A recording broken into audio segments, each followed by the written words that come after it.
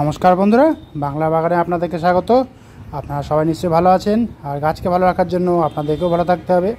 দেখেন, আপনাদের সবার প্রিয় বাংলার বাগানে এই নীল রঙের ডবল পাপড়ির অপরাজিতা ফুল গাছে কিন্তু ফুল অলরেডি ফুটে গেছে। দেখেছেন, এটা কিন্তু ডবল পাপড়ির অপরাজিতা ফুল। এই একটি ফুটেছে, আবার দেখেন নিচের দিকেও এই একটি ফুটেছে, আবার ওই একটি ফুলও ফুটেছে। তো দেখতে কিন্তু ভালো লাগে, বেশ মানে দুর্দান্ত কালার, পুরো একদম ডিপ ব্লু যাকে বলা হয়। দেখেছেন পুরো ডিপ ব্লু কালার। আর গাছটাকে বেশ ভালোই ধীরে ধীরে ঝাঁকড়া করে তুলছি আমি আর কি, যাতে আর কি প্রচুর সংখ্যায় ফুল পাওয়া যায়।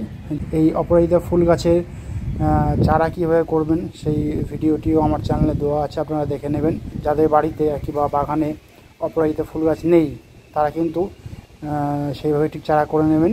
আর যারা করতে পারছেন না, তারা নার্সারি থেকে অপরাজিতা গাছের চারা কিনে আনবেন। বলবেন সাদা বা ব্লু, ডবল পেটালে বা সিঙ্গেল পেটালে এরকম বলে আপনারা কিনে আনবেন। নিয়ে এসে কিছুদিন রেখে তারপরে এরকম 8 ইঞ্চি পটে আপনারা রোপণ করবেন, তাহলে দেখবেন বেশ ভালো ফুল পাবেন।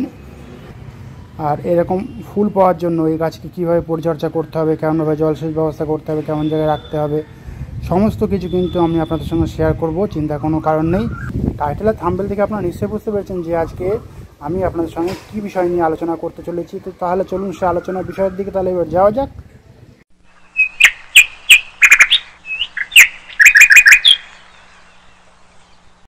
দেখেন, এই হলো সেই অ্যাডেনিয়াম ফুল গাছ।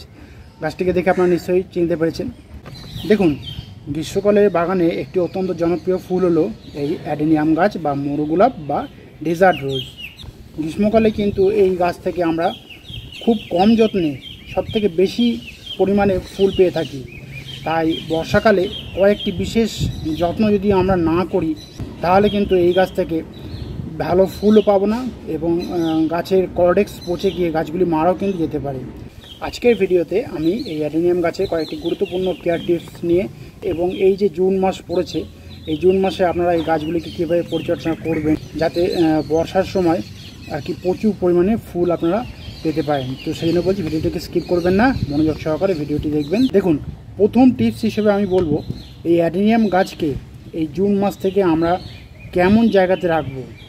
দেখুন, সে ছাদ বাগানই হোক বা আপনাদের বাড়ির সামনে যে বাগান আছে সেই বাগানে যদি অ্যাডেনিয়াম গাছ থাকে টবের মধ্যে, তাহলে কিন্তু আপনারা যদি শেড এরিয়াতে রাখতে পারেন তাহলে কিন্তু খুব ভালো হয়। কেননা যেহেতু এখন প্রচণ্ড গরম পড়ছে, সেহেতু একটু শেড এরিয়াতে রাখলে ভালো হয়। আর এমন জায়গায় আপনারা শেডটা তৈরি করবেন যাতে একদম সকাল থেকে 5-6 ঘন্টা যাতে রোদ্দুরটা পায়, সেরকম জায়গাতে কিন্তু শেডটা তৈরি করে আপনারা এই অ্যাডেনিয়াম গাছটাকে রাখবেন। কিন্তু সবসময় আপনারা খেয়াল রাখবেন যাতে বৃষ্টির জল ডাইরেক্ট কিন্তু গাছের উপরে না পড়ে, কারণ বৃষ্টির জল যদি ডাইরেক্ট এই অ্যাডেনিয়াম গাছের উপরে যদি পড়ে, তাহলে কিন্তু বিভিন্ন রকমের সমস্যা কিন্তু সৃষ্টি হতে পারে আপনাদের এই অ্যাডেনিয়াম গাছ নিয়ে আর কি। তো সেখানে বলছি, বৃষ্টির জল কিন্তু ডাইরেক্ট যাতে না পড়ে সেরকম জায়গায় আপনারা শেডটা তৈরি করুন, তৈরি করে আপনারা রাখুন। আর যাদের বাড়িতে শেড নেই, তারা অন্তত মানে একটা ছায়াযুক্ত জায়গাতে বা বড় গাছের আড়ালে এখানে রাখুন। তো সেদিকটা কিন্তু আপনারা খেয়াল করবেন। টিপস নাম্বার 2, যদি কোনো রকমের শেড না থাকে, তাহলে কিন্তু গাছগুলিকে রক্ষা করবেন কিভাবে। দেখুন, বর্ষার সময় যদি গাছগুলিকে একটি উঁচু র্যাক মতো আর কি, মানে লোহার যে র্যাক বা স্টিল যে র্যাক আমরা ছাদ বাগানের ক্ষেত্রে ইউজ করি, সেরকম র্যাকের উপরে যদি গাছগুলি আমরা রাখি, তাহলে কিন্তু সব থেকে ভালো হয়। কারণ হবে কি, তবে যদি বৃষ্টির জল পড়ে তাহলে কিন্তু নিচের ড্রেনেজ হোল দিয়ে জলটা বেরিয়ে যাবে। কিন্তু সমান জায়গায় যদি রাখেন, মানে একদম ছাদের উপরে যদি আপনারা টবটিকে রেখে দেন, তাহলে কিন্তু বৃষ্টির জলটা বের হতে পারবে না। সেই জন্য বলছি, আপনারা করবেন কি, আপনারা এইরকম একটি টব ভাঙা বা ছোট কোনো পাথর নিলেও হবে, নিয়ে আপনারা করবেন কি, টবটাকে এরকম উঁচু করবেন, উঁচু করে এরকম এক সাইডে আর কি পুরো কাত করে দেবেন, যাতে বৃষ্টির জলটা যদি টবের উপর ভর্তি হয়ে যায়, নিচে ড্রেনেজ হোল দিয়ে কিন্তু যাতে সহজে বেরিয়ে যেতে পারে। সেই জন্য এই কাজটা আমি করে আপনাদেরকে দেখালাম। তাহলে হবে কি, বৃষ্টির জলটা টবের উপর দাঁড়াবে না, যার জন্য গাছের কর্ডেক্সের কিন্তু কোনো ক্ষতি হবে না। আর যদি সমানভাবে ছাদের উপরে দাঁড়িয়ে থাকে, কোনো আপনারা র্যাকের উপরে রাখেননি, তাহলে কিন্তু টবের মধ্যে বৃষ্টির জলটা জমে যাবে, জমে গিয়ে কর্ডেক্সটা কিন্তু পচে যেতে পারে। এবার আসি টিপস নাম্বার 3, যেহেতু এখন জুন মাস চলছে, এখনই কিন্তু সবথেকে আদর্শ সময় হলো নার্সারি থেকে এই গাছ কিনে আনা। কিন্তু নার্সারি থেকে এই গাছ কিনে আনার পরে ডাইরেক্ট কিন্তু কোনো রকমের বড় টবে আপনারা বসাবেন না। সব সময় আপনারা মনে রাখবেন, নার্সারি থেকে গাছ নিয়ে আসার পরে মিনিমাম 7 থেকে 10 দিন আপনারা আপনাদের বাড়ি ওয়েদারের সঙ্গে খাপ খাইয়ে নিতে দেবেন। তারপরে আপনারা ছোট যে কোনো টবে, মানে 4 ইঞ্চি বা 6 ইঞ্চি টবে আপনারা এই গাছ কিন্তু ফার্স্ট পটিং করবেন। তাহলে দেখবেন গাছ খুব ভালোভাবে বৃদ্ধি পাবে এবং গাছ খুব ভালো থাকবে এবং এই গাছ মরে যাওয়ার কোনো চান্স থাকবে না। টিপস নাম্বার 4টি হলো, এই সময় অনেক গাছে আর কি ফুল আসে না বা কুঁড়ি দেখা যায় না। তারা ভাবেন যে ডালগুলি প্রুনিং করিনি, হয়তো সেই জন্য কুঁড়ি আসছে না। কিন্তু দেখেন, আপনারা দেখে নিশ্চয়ই বুঝতে পারছেন, এই ডালে এই দেখেন কুঁড়ি এসছে, দেখেন সদ্য। এই গাছটার বয়স কিন্তু আমার প্রায় 7 মাস মতো হয়েছে। দেখেন কুঁড়ি এসছে, এটা একটা হলুদ রঙের অ্যাডেনিয়াম ফুল গাছ, দেখেছেন।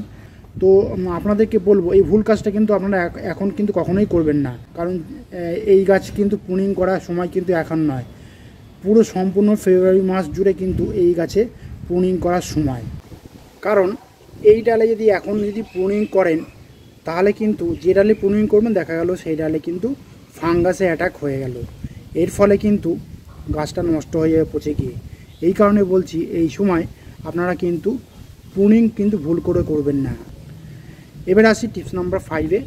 শুধুমাত্র নার্সারি থেকে নতুন গাছ নিয়ে এসে কিন্তু বসিয়ে দিলেই কিন্তু হবে না, কারণ এই সময় কিন্তু খাবার কিন্তু অ্যাডেনিয়াম গাছে প্রয়োগ করতে হবে। তো এই জুন মাসে আমরা আমাদের অ্যাডেনিয়াম গাছে কী খাবার তাহলে প্রয়োগ করব? দেখেন, আমি প্রথমেই বলবো, যেহেতু বর্ষাকাল আসছে, সেহেতু কিন্তু কোনো লিকুইড আর কি খোল ভেজানো জল এই গাছে একদম প্রয়োগ করবেন না। কারণ খোল ভেজানো জল দিলেন, দেখা গেলো আজকে বিকালের দিকেই বৃষ্টিটা হলো বা দুপুরের দিকেই বৃষ্টিটা হলো, তাহলে কিন্তু খোল জলটা গাছ নিতে পারবে না, মাটিতেই আর কি থেকে যাবে। এবং তার উপরে যদি বৃষ্টির জলটা পড়ে এই গাছের গোড়ায় যে মাটি আমরা দিয়েছি সেই মাটিতে, তাহলে কিন্তু গাছে ফাঙ্গাসের অ্যাটাক হয়ে যাবে।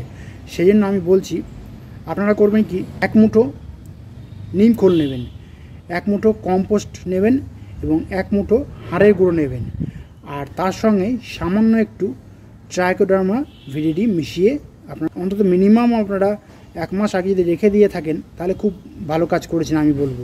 এই মিক্সড খাবারটার সঙ্গে আপনারা এনপিকে 10-26-26 খাবারটা মিশিয়ে আপনারা আপনাদের এই অ্যাডেনিয়াম গাছের টবের মাটিতে কিন্তু আপনারা দিতে পারেন। এরপর আসি টিপস নাম্বার 6-এর কথাতে। যেহেতু মাঝে মধ্যে কিন্তু এখন বৃষ্টি হচ্ছে, কোনো ঠিক ঠিকানা নেই, দুপুরে বৃষ্টি হচ্ছে, বিকালে বৃষ্টি হচ্ছে, কোনো দিন পুরো মেঘলাই থাকছে, কোনো ঠিক ঠিকানা নেই, সেহেতু এই গাছের মিডিয়াতে কিন্তু জল কিন্তু মেপে মেপে দিতে হবে। কারণ জল যদি বেশি হয়ে যায়, তাহলে কিন্তু কর্ডেক্স কালো হয়ে পচে যাবে। তাই টবের মিডিয়াতে লক্ষ্য রেখেই কিন্তু আপনারা জলটা প্রয়োগ করবেন। এরপরে টিপস নাম্বার 7টি হলো, যদি আপনাদের গাছের কর্ডেক্সের কোনো অংশ যদি কালো আর কি হয়ে গিয়ে থাকে, দেখা গেলো বৃষ্টির জল জমছে না কিন্তু মাটি সবসময় ভিজে জ্যাবজ্যাব হয়ে রয়েছে, কিন্তু কর্ডেক্সে একটা অংশে সামান্য একটু কালো হয়ে যাচ্ছে বা কালো দাগ দেখা দিয়েছে আর কি কর্ডেক্সে, তাহলে কিন্তু আপনারা সেই কালো অংশটুকু কিন্তু আপনারা ধারালো কোনো কাটার দিয়ে আপনারা কেটে নেবেন, নিয়ে সেই কাটা অংশে কিন্তু আপনারা ফাঙ্গিসাইড কিন্তু অবশ্যই লাগিয়ে দেবেন। তাহলে দেখবেন গাছটা বেশ ধীরে ধীরে কিন্তু অনেকটাই ইমপ্রুভ হবে, কর্ডেক্স পচে যাওয়ার কোনো সম্ভাবনা থাকে না। কারণ অ্যাডেনিয়াম গাছ যেহেতু মরু দেশীয় গাছ, সেহেতু সহজে কিন্তু পচে না। আর যেদিনকে আপনারা কর্ডেক্সের কালো অংশ কাটবেন, সেদিন থেকে আর কি মোটামুটি 4-5 দিন মতো আপনারা জল দেবেন না, তাহলে দেখবেন গাছটা সুস্থ হয়ে যাবে। এরপরে একদম শেষের 8 নম্বর টিপসটি হলো, আপনারা এই সময় কিন্তু মানে এই জুন মাসের প্রথম থেকে একদম আপনারা আগস্ট মাস পর্যন্ত এই অ্যাডেনিয়াম গাছের যে বীজগুলি হয়, সেই বীজগুলি থেকে কিন্তু আপনারা নিজেদের খুশি মতো চারা তৈরি করে নিতে পারবেন। যেমন দেখেন, এখানে আমি অ্যাডেনিয়াম গাছের যে বীজটা হয় আর কি, সেই বীজ কিন্তু আমি বপন করেছিলাম এবং দেখেন বেশ 5-6টির মতো কিন্তু চারা উঁকি মারছে, দেখেছেন। আপনারা দেখে নিশ্চয়ই বুঝতে পারছেন, গোড়াগুলি কিন্তু সবুজ সবুজ হয়ে রয়েছে, মানে চারা আর কি সদ্য বেরোচ্ছে। তো আপনারাও কিন্তু যদি আপনাদের অ্যাডেনিয়াম গাছ থেকে মানে বীজের থলিটা হয়, সেই বীজের থলি থেকে আপনার বীজগুলিকে বার করে নিয়ে আপনারা কিন্তু এই বীজগুলিকে বালি মিডিয়াতে কিন্তু রোপণ করে দেবেন। দেখবেন আপনার 3-4 দিনের মধ্যেই কিন্তু এই চারা কিন্তু তৈরি হয়ে যাবে।